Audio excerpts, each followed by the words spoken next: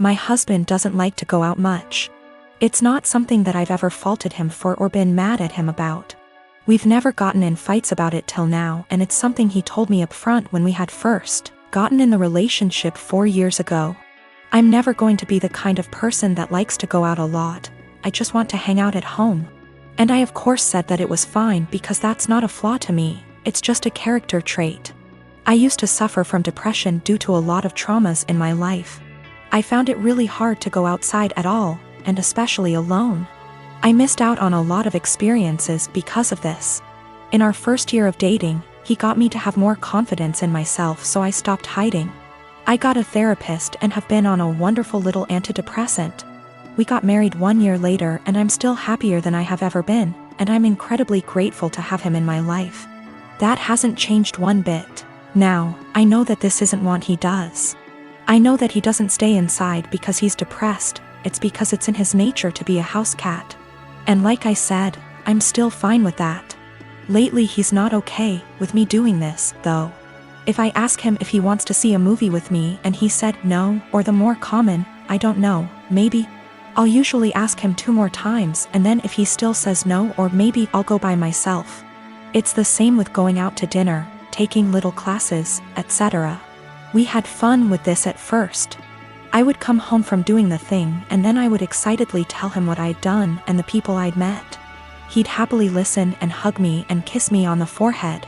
It was a really beautiful thing. At one point we called it My Little Adventures, and I would take Polaroid pictures and show them to him and then hang them on the kitchen wall. It was a seriously beautiful point in our relationship, and the times that we would go out and take Polaroids together were some of the happiest times in my life. I even made it a point to have us go to things that he liked to do. It was great. It was seriously so great. About 2 years ago I asked him, hey, I've been really passionate about learning a language and eventually going to this language's place of origin. Do you want to study it with me and then go there too? And he said no to the language, but maybe to going with me. Cut to now, and I'm pretty good at this language. I decided about 4 months ago that I am going to this place. I asked and he would still like to come with me, and he said no and got kind of upset that I had learned this language without him. You're the one that's going to know anything, there's really no point in me going. I was kind of taken aback because during the process he was really supportive. I didn't really push it, but I apologized and went somewhere else to clear my head about things, and we were fine later on that day. I bought the tickets for me and my mother to go to the place about 4 weeks ago, and ever since then, things have been really tense. If I ask him to do minor things, like come to the grocery store with me, he gets a bit of an attitude. I can tell that he knows this is ridiculous though, because he'll say sorry almost immediately and be sad and quiet the rest of the time. I've tried to talk to him about what's bothering him, but he keeps either saying that it's nothing and he doesn't want to talk about it, or will tell me not to press it and then get mad and leave. I don't know what to do at this point. Our relationship has been so great, but I can feel things being strained. I can feel him kind of slipping away. I don't know what to do.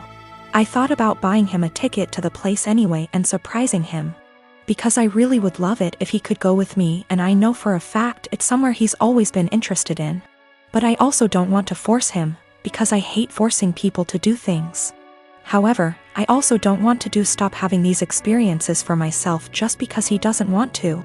I've never faulted him for wanting to be at home, so why is he faulting me for wanting to be outside? I don't know how to talk to him or what to say. If I have to stop doing things, then I guess I will. But I also feel bad for having to stop, but it's not worth getting a divorce over or having things escalate that bad. I just don't know what to do or where to go from here. We had a bit of a long talk. I'm kind of a mix of exhausted, drained, and excited now. He said he feels like he's drowning in my success. I said I would learn a language, and I did it. I said I would lose 180 pounds, and I did it earlier in our relationship and got the skin surgery. I have a pretty stress-free job, and it's getting to him. He's been trying really hard to just be happy, but it's hard. He understands that it's wrong to feel this way, and between feeling guilty about it and feeling this way at all, it's just been taking its toll. He also has a skin condition that makes him feel cautious of going outside, especially in another country. I never thought this would be the problem, because he's always acted as though it's not a bother to him at all and he doesn't care.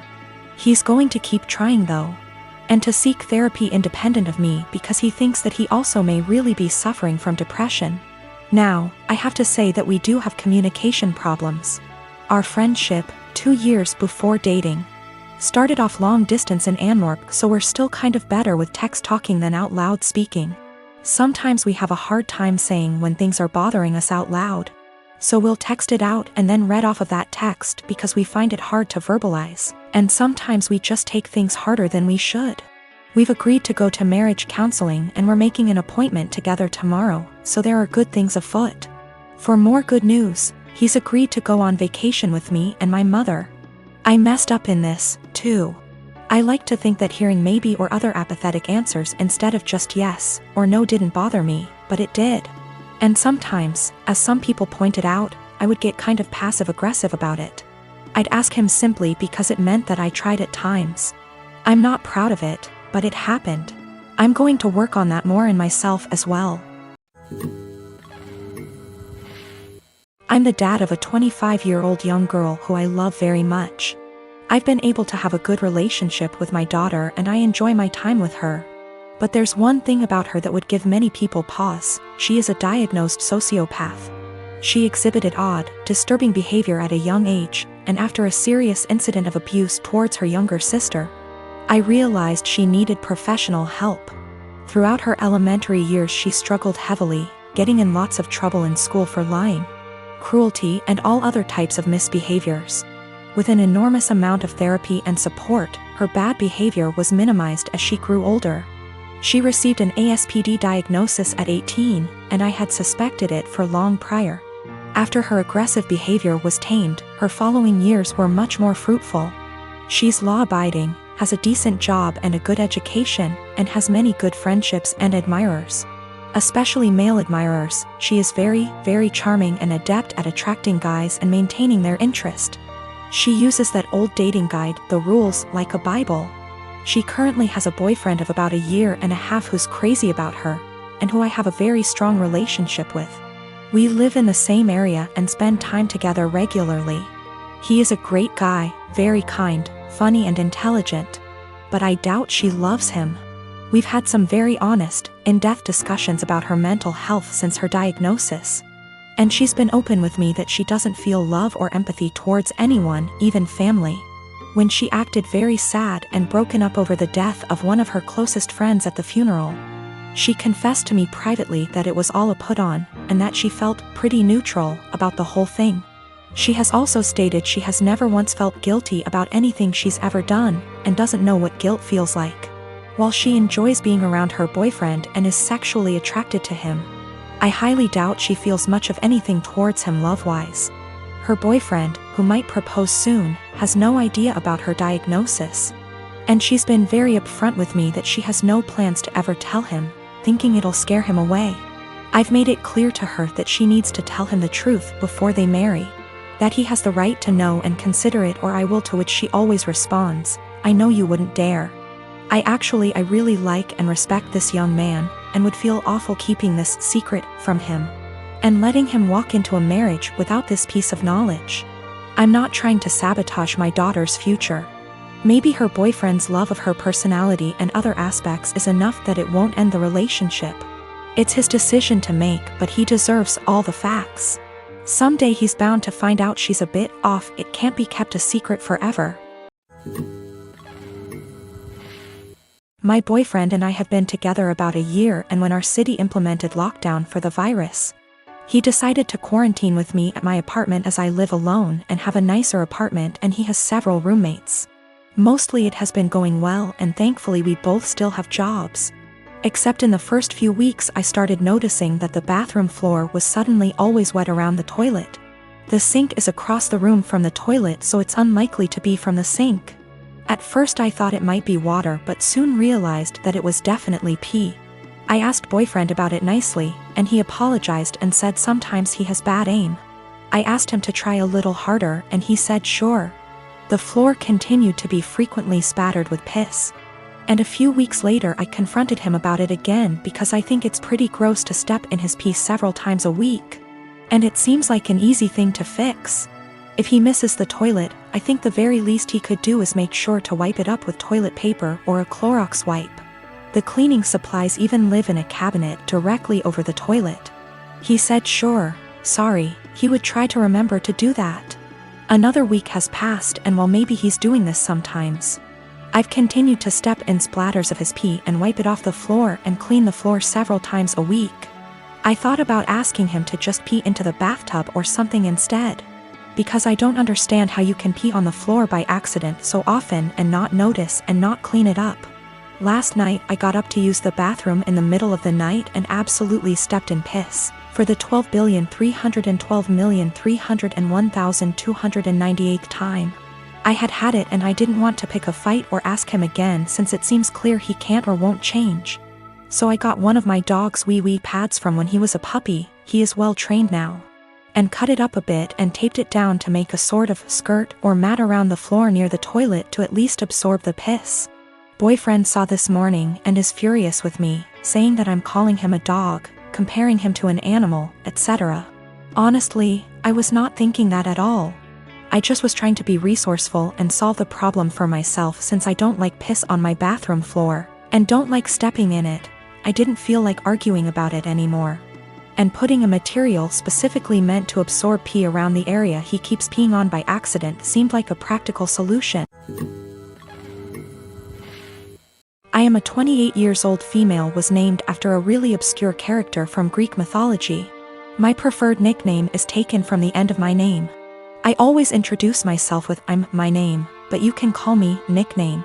None of my co-workers in the small business we work for have ever had a problem with this before, until Megan, the niece of Jeff, one of the two owners, was hired.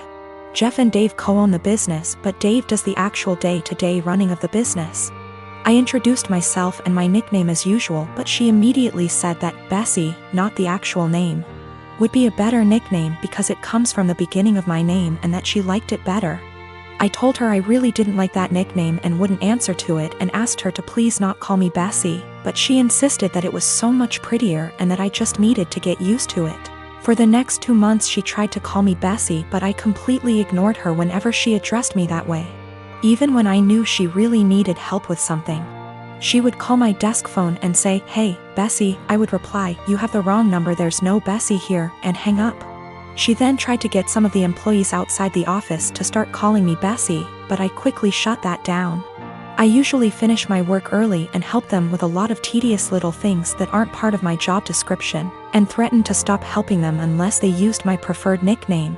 Friday she decided she was going to get me to respond to Bessie no matter what. We have an open office design but are at opposite ends. She started calling out Bessie in a sing-song voiceover and over again to try and annoy me enough to respond. Other coworkers got annoyed, most telling her to stop and one Lisa telling me to just let her call me Bessie already. I refused and she kept calling out Bessie louder and louder until Dave barged in. He'd been on a conference call with an important client and could hear her yelling from his office down the hall. He told her to be quiet and that if she called me Bessie one more time, he'd write her up and dock her pay. Later, Megan cornered me in the break room, called me in for getting her in trouble and called me Bessie again for good measure just as Dave was walking in to heat up his lunch. He gave her a stern look and said, "I warned you." Then he walked to HR to have her written up. Lisa is saying I'm the for never helping Megan, and that, if I had been nicer or hadn't fought her so hard on the nickname, she probably would have given up on it a while ago, but because I made such a big deal out of it, it became a challenge.